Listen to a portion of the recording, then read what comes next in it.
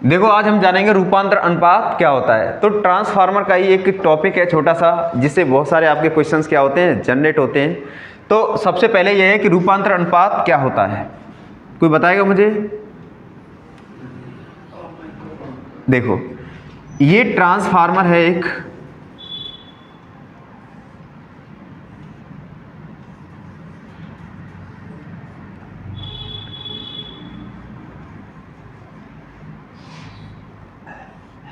और यहां क्या कनेक्ट है आपका, लोड।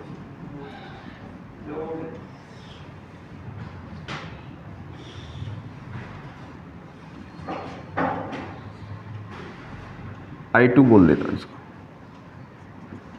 ये आपका N1 और ये आपका N2। और भी देखें यहां पर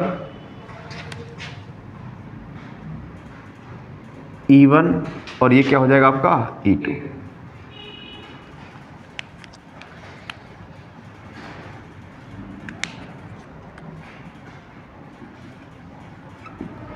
तो रूपांतर अनुपात क्या है? किसी ट्रांसफार्मर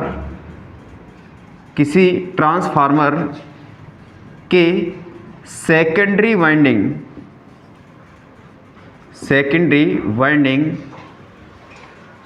टर्नों की संख्या, तो सेकेंडरी वाइंडिंग में टर्नों की संख्या किससे व्यक्त कर रहे हैं हम लोग, N2, तथा प्राइमरी वाइंडिंग टर्नों की संख्या, किसी संख्या, टर्नों की संख्या का अनुपात जिसको क्या बोलते हैं, रेशो, ही रूपांतरण अनुपात कहलाता है। कौन सा अनुपात कहलाता है? रूपांतरण अनुपात। या फिर इसको क्या बोल देते हम लोग शॉर्टकट में, TR। ठीक, रूपांतरण जो अनुपात होता है, ट्रांसफॉर्मेशन जो रेशो होता है, इसे K से व्यक्त करते हैं। किससे व्यक्त करते हैं? K से, K या A। कई ऑथेंटिक रेफरेंस बुक में इसको A से, K या A से व्यक्त करते हैं या डिनोट करते हैं। अब जो अभी हमने लैंग्वेज बनाई है, इसको कैसे लिख सकते हैं हम लोग? कैसे लिख सकते हैं? K बराबर A बराबर N2 बटे N1, अरे है कि नहीं?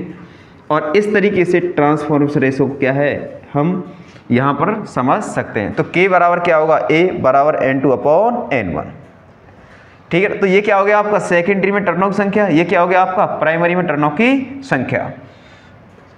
अब थोड़ा सा यहाँ और समझना है आपको कि अगर एक ट्रांसफार्मर है, उस ट्रांसफार्मर में अगर K का मान या A का मान 0 होता है तो इसका क्या कारण होगा। तो कई केस जो है यहाँ पर हम लोग क्या कर सकते हैं, जान सकते हैं उन केसों को जिनसे आपके फैक्ट्स से क्वेश्चंस आपके बनते रहते हैं। मैं कह देता हूँ कि K का मान 0 होगा। कब होगा K का मान 0? तब N2 बराबर 0 हो। अरे है कि नहीं? एक ट्रांसफार्मर का ट्रांसफॉर्मेशन रेशो 0 होगा तब N2 बराबर 0 हो। और आपको पता है अगर ट्रांसफार्मर में N2 मतलब सेकेंडरी वाइंडिंग में टर्नों की संख्या 0 है तो वो ट्रांसफार्मर ही नहीं होगा। है कि नहीं? एक वाइंडिंग जो होगी अगर उसको वेयरिंग करके बना रहे हो, उसी के अंदर अपन टैपिंग करके जोड़ रहे हो, तो वो ट्रांसफार्मर बन सकता है ऑटो ट्रांसफार्मर। लेकिन ऑर्डिनरी जो ट्रांसफार्मर जो आप लोगों को डायग्राम बनाया हुआ है, इसके अकॉर्डिंग वो ट्रांसफार्मर रहेगा ही नहीं। ठीक है, तो क्या है यहाँ पर, तो K बराबर N2 अपॉन N1। इसका मान तब 0 हो सकता है जब सेकेंडरी वाइंडिंग टर्नों की संख्या क्या हो, 0। अब फिर देखो अगर K का मान क्या हो, 1 से ज़्यादा हो। किससे ज़्यादा हो? 1 से ज़्यादा हो तो क्या होगा, N2 का मान हमेशा N1 से क्या होगा, ज़्यादा होगा। K का मान 1 से क्या हो, ज़्यादा हो, तो N2 का मान N1 से हमेशा क्या होगा, ज़्यादा। जिधर यह एरो दिख रहा है उसका मतलब है उसकी वैल्यू क्या है, ज़्यादा है। तो देखो यहाँ पर K बराबर N2 अपॉन N1। अब मैंने कहा इसकी वैल्यू 100 टर्न है और इसकी वैल्यू कितनी है, 50। तो आपको पता है भाई कितना भी मान लो तो क्या होगा, क्या वैल्यू एक से ज़्यादा होगी कि नहीं होगी, अरे होगी नहीं होगी। तो ऐसी अवस्था में कभी भी ऐसी स्थिति बनती है, इसका मान एक ऐसी पोजीशन बनती है तो हमेशा ट्रांसफार्मर जो होगा कैसा होगा, स्टेप अप। कैसा ट्रांसफार्मर होगा, स्टेप अप ट्रांसफार्मर। तो इस प्रकार की स्थिति कभी भी बनेगी तो वहाँ पर ट्रांसफार्मर होगा स्टेप अप। इसका मतलब होता है कि ट्रांसफार्मर कम वोल्टेज लेगा और ज़्यादा वोल्टेज निकालेगा। नेक्स्ट केस है, अगर K का मान 1 से क्या हो, कम हो, क्या हो, कम हो, तो कैसे लिखूंगा मैं, N2 लेस देन N1, अरे है कि नहीं? तो बताओ अब क्या होगा, K बराबर N2 अपॉन N1। तो N2 की वैल्यू क्या है, कम ले ली मैंने और इसकी ले ली मैंने 100। तो बताओ 1 से कम आएगा कि नहीं आएगा, 1 से कम आएगा नहीं आएगा। अगर 1 से कम आ रहा है तो वहाँ ट्रांसफार्मर कौन सा होगा, step up, step down. Very good, कौन सा होगा, स्टेप डाउन ट्रांसफार्मर। तो ये 3 केस हैं, 1 2 3।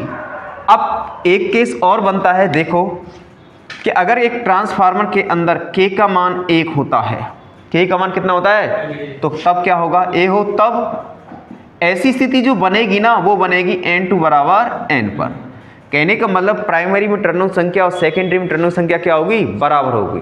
और अगर ऐसी स्थिति है तो वो ट्रांसफार्मर कहलाता है आइसोलेशन ट्रांसफार्मर। कौन सा ट्रांसफार्मर कहलाता है, आइसोलेशन ट्रांसफार्मर। तो देखें सभी, K बराबर N2 अपॉन N1 बोलेंगे हम लोग यहाँ पर कितना, N2 अपॉन N2 बराबर कितना, 1।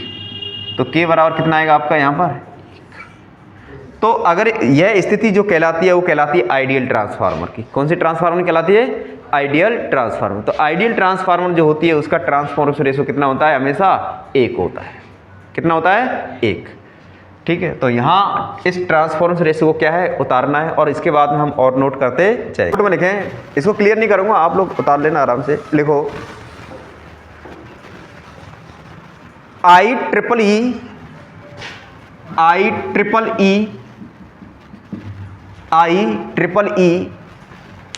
क्वेश्चन में लिखना चाहो लिख लेना, institute for electrical and electronics engineering,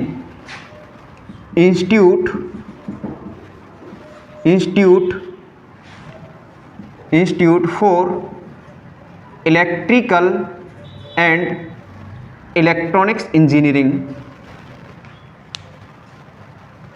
के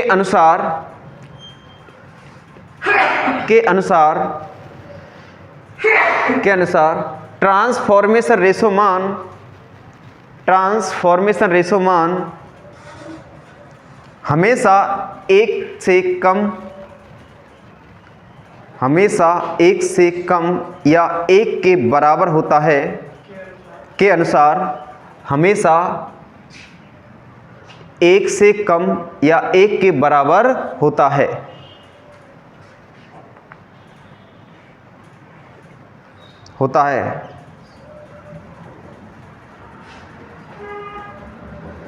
ठीक है ना, या तो 1 से कम होगा या 1 के क्या होगा, बराबर। 1 से कभी एक्सीड नहीं करेगा, 1 से कभी ज़्यादा नहीं होगा। अब लिखो नेक्स्ट, ट्रांसफॉर्मेशन रेशो को आइडियल आदर्श स्थिति में, ट्रांसफॉर्मेशन रेशो को आदर्श स्थिति में समझा जा सकता है, आइडियल पोजीशन में समझा जा सकता है। तो यहाँ अभी मैं जिस फॉर्मूला को यहाँ नोट करा रहा हूँ, इस फॉर्मूला से आपको क्या करना है, नोट करना है और देखना कैसे किस सिचुएशन के हिसाब से आपके एग्जाम में क्वेश्चंस बनते हैं। ठीक है ना, तो देखें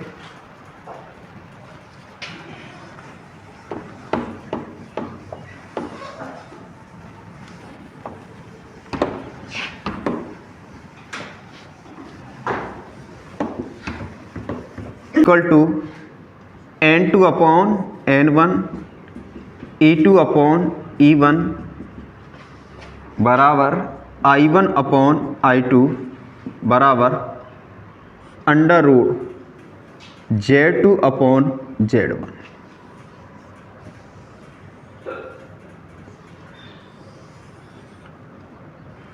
ठीक है ना।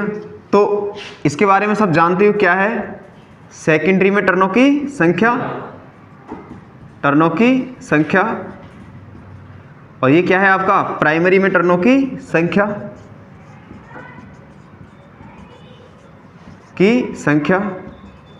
और ये क्या है आपका वही सेकेंडरी में ईएमएफ, और ये क्या है आपका प्राइमरी में ईएमएफ, प्राइमरी में ईएमएफ, और ये क्या है प्राइमरी करंट, ये क्या है आपका सेकेंडरी करंट, है ना। ये क्या है आपका सेकेंडरी प्रतिबाधा, इम्पीडेंस बोले तो किस में मेजर किया जाएगा, ओम में। और ये क्या है आपका प्राइमरी प्रतिबाधा, किस में मापा जाएगा इसको, ओम में।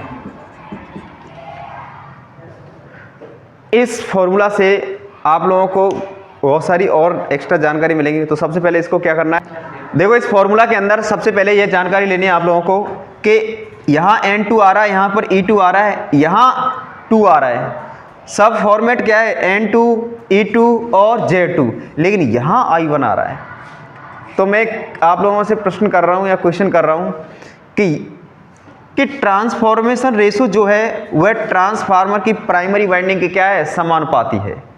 बाकी सब जो है सेकेंडरी के क्या है, समानुपाती। ऐसा क्यों, बताएं कोई। अब सुनना गौर से, अगर एक ट्रांसफार्मर अचानक लोड बढ़ता है, अचानक कौन सी वाइंडिंग सबसे पहले जलेगी, कौन जलेगी, प्राइमरी वाइंडिंग जलेगी। कौन सी वाइंडिंग जलेगी, ध्यान रख लेना इस चीज को, देखना एक बार। एक क्वेश्चन है, वो क्वेश्चन देखना है आपको सबसे पहले। तो देखो, एक ट्रांसफार्मर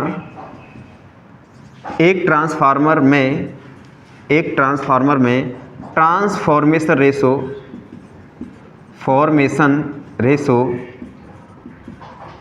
रेशो व्यंजक है, क्या है, व्यंजक है। A बराबर 1/A बराबर I2/I1, B A2 बराबर I2/I1, C 1/K बराबर I1² और D A बराबर √Z1/Z2। क्या आंसर आना चाहिए यहाँ पर, क्या आएगा आंसर आपका, ए। बिल्कुल, बहुत बढ़िया। तो राइट आंसर कैसे था, अब आपको यहाँ ये देख लेना है कि हम लोगों ने ये पढ़ा था A बराबर I1/I2। अब क्या किया, इस ट्रांसफॉर्मेशन रेशो को क्या किया, उल्टा कर दिया उन्होंने। जब इसको उल्टा किया है तो ये ऊपर पहुंच जाएगा, आपका क्या हो जाएगा, I2/I1, ठीक है ना। तो इसको मैं ऐसे भी लिख सकता हूँ, I1 बराबर A × I2। ध्यान रख लें इस फॉर्मेट को, ये वाला जो फॉर्मेट है इसको कैसे लिख सकता हूँ, I1 बराबर A I2। आया समझ में, उतार लो फटाफट से।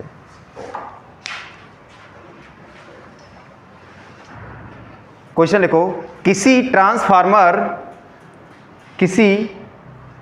ट्रांसफार्मर में टर्न्स प्रति वोल्ट, किसी ट्रांसफार्मर में टर्न्स प्रति वोल्ट का मान 8 है, तथा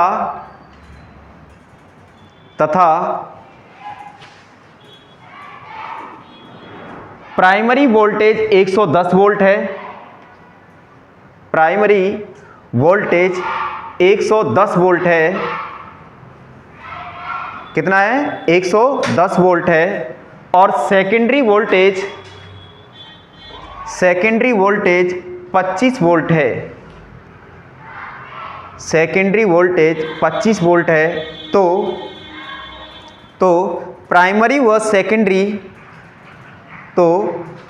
व सेकेंडरी में टर्नों की संख्या कितनी होगी, प्राइमरी तथा सेकेंडरी में टर्नों की संख्या कितनी होगी। 4 आपको ऑप्शन लिख रहा हूं और चारों ऑप्शन को आपको देखकर क्या करना है, क्वेश्चन को सॉल्व करना है। पहला ऑप्शन है आपका 800 व 200। बी ऑप्शन है आपका 800 व 220 मतलब 220 है ना। और नेक्स्ट है सी आपका 220 व 800 और डी है आपका 140 व 190। तो ये आपके 4 विकल्प दे रखे हैं और चारों को विकल्प को आपको क्या करना है, उनमें देखकर आंसर को क्लिक करना है। करें सभी। इसमें थोड़ा सा मैं चेंज कर देता हूँ, 880 880 880 बस।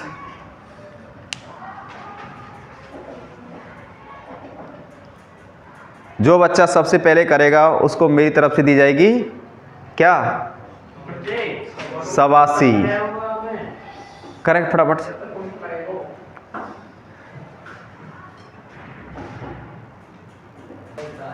देखें क्वेश्चन, देखें इसको तो मैं 1 मिनट के लिए कर देता हूं क्लियर, है ना। साइड में आप विकल्प लिख लेंगे। अब बोलो आप क्वेश्चन क्या लिखाया था मैंने, अरे बोलो। एक सिंगल फेज ट्रांसफार्मर है, किसका, टर्न प्रति वोल्टेज का मान कितना है, 8 है। और बोलते जाओ। प्राइमरी वाइंडिंग में 110 वोल्ट, इट मींस E1 कितना, 110 वोल्टेज। और बोलो सेकेंडरी में कितना, 25 वोल्ट। और बोले प्राइमरी और सेकेंडरी में टर्नों की संख्या कितनी होगी। तो ये डाटा दे रखा है और हमको क्या निकालना है कि प्राइमरी और सेकेंडरी में टर्नों की संख्या कितनी होगी। अब यहाँ ये चीज़ देखें, प्लीज़ बात ना करें कि टर्न प्रति जो वोल्टेज वैल्यू दे रखी है वो है किसकी। तो यहाँ इसको मानेंगे N1 और इसको मानेंगे हम लोग E1, ठीक है ना। जैसे कि आपके क्वेश्चन दे रखा है कि सिंगल फेज ट्रांसफार्मर जो है उसकी प्राइमरी में टर्न प्रति वोल्टेज का मान कितना है, 8। तो अब इसको मैं समीकरण 1 देता हूं। तो देखो N1/E2 E1 बराबर 8 लेगा। तो मैं ये इस सवाल के अंदर ये देखना है कि क्या मैं इसमें कुछ निकाल सकता हूं। यहाँ देखो मेरे पास में E1 का मान है, E1 का मान मैं अगर यहाँ से उठा के इसमें रख देता हूँ तो किसका मान निकल के आ जाएगा, N1 का।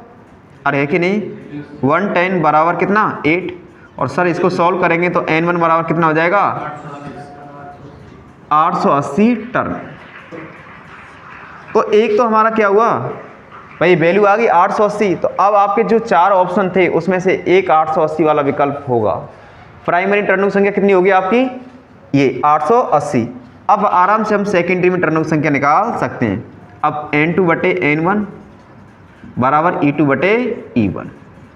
N2 का मान कितने रखा है नहीं पता, N1 का मान कितने रखा है 880, E2 का मान कितने रखा है 25, E1 का मान कितने रखा है 110।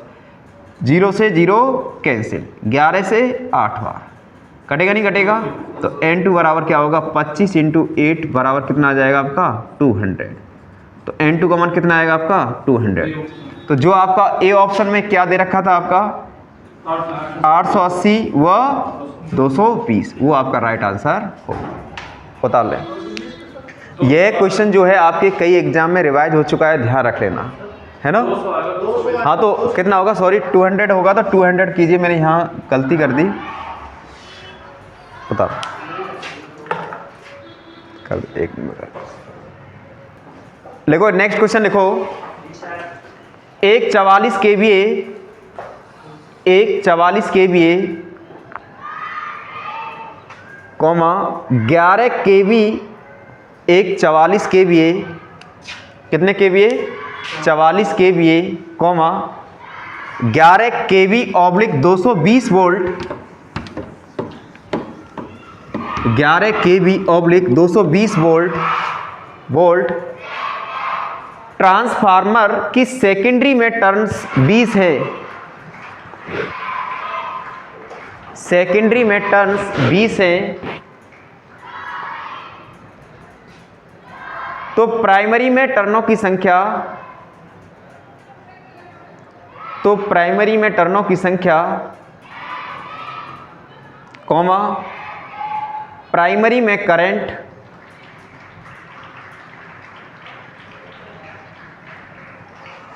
कितनी बहेगी या कितनी होगी। प्राइमरी में टर्नों की संख्या कॉमा प्राइमरी में कितनी करंट होगी। चार विकल्प हैं आपके, यहाँ लिख देता हूँ मैं।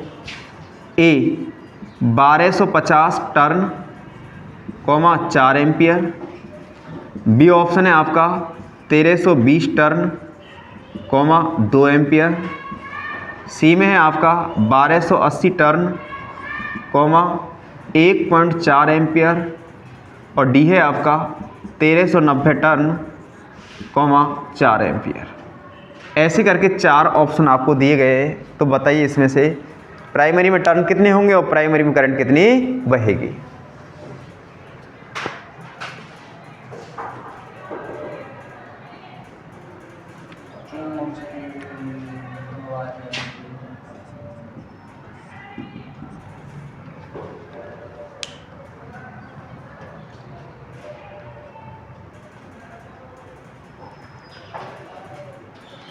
क्या आएगा बताइए, आंसर बताइए फटाफट से।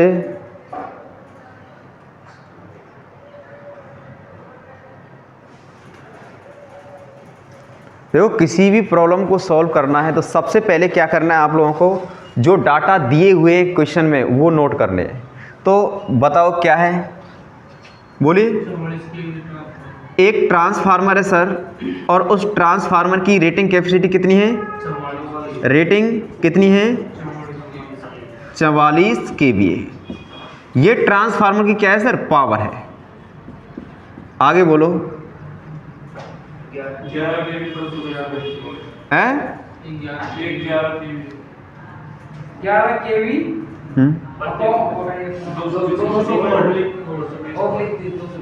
11 kV ऑब्लिक 220। तो क्या कहेंगे, ये तो प्राइमरी साइड है और ये क्या है आपका सेकेंडरी साइड है। तो क्या मैं इसको ऐसे लिख सकता हूँ E1, इसको क्या लिख सकता हूँ मैं E2। फिर आगे बोलो।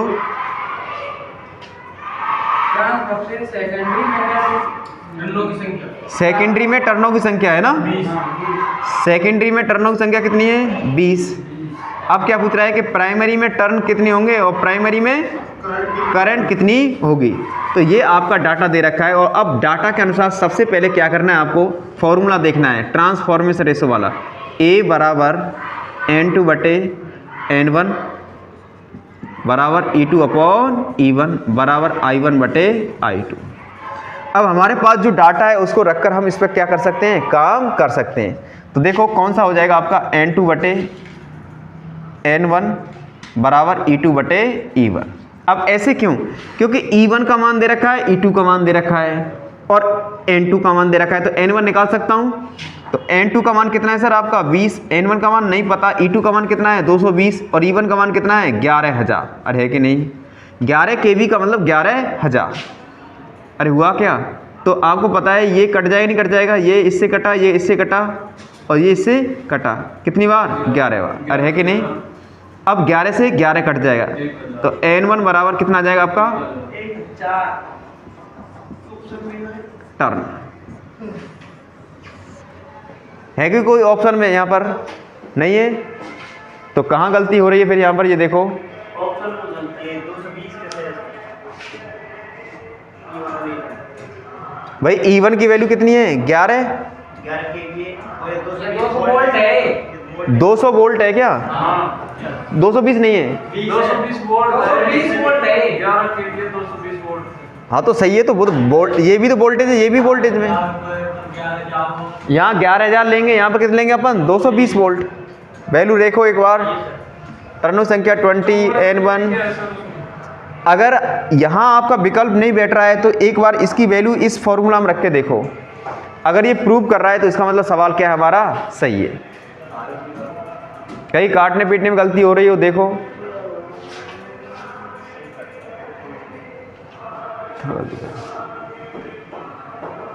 प्राइमरी में टर्न कितने रखे हैं? प्राइमरी के टर्न में स्टूडेंट ज्ञात करनी है। सेकेंड डिवाइडिंग टर्न कितने रखे हैं? 20। 20 टर्न। कोई नहीं, सवाल सही है। और यहाँ सुने सभी, जैसे कि बुक्स के अनुसार जो देखा जाए या फिर जो यहाँ विकल्प बैठ रहा है तभी बैठेगा यहाँ पर कितने टर्न हो जाए? 25। ठीक है ना, कितने हो जाए? 25। बाकी सही उतारो फटाफट से। यहाँ कोई भी विकल्प में कर देता हूँ, यहाँ पर कितने कर देता हूँ? यहाँ पर 1000 टर्न उतारो। देखो क्या हुआ है मैं बताऊँ।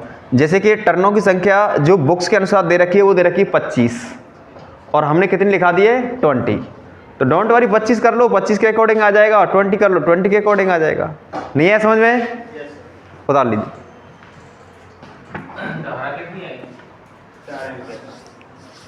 तो धारा निकालेंगे हम लोग।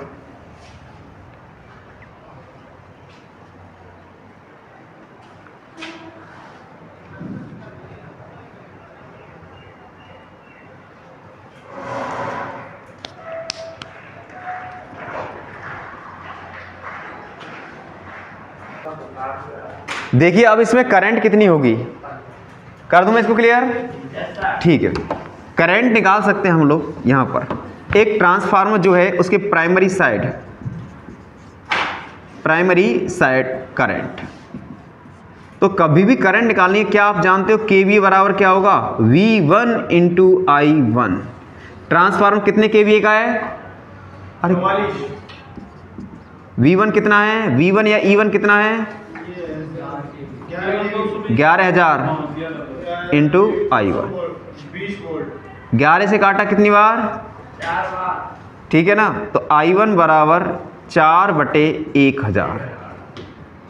काटेंगे अपन इसको 1 और 250, और 250 को भाग देंगे, जो वैल्यू आएगी वो आपका क्या होगा? आंसर होगा।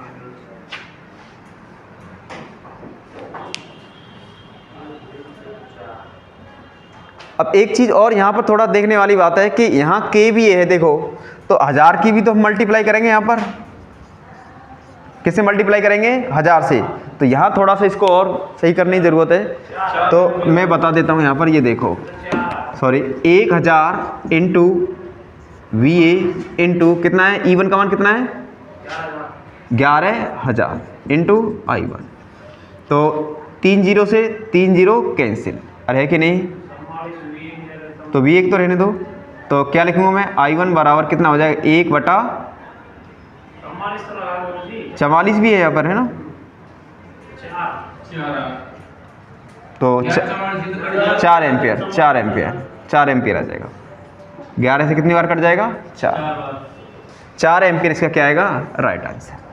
तो प्राइमरी साइड अगर मुझे करंट निकालनी है तो केवीए बराबर क्या लिखूंगा मैं? V1 × I1।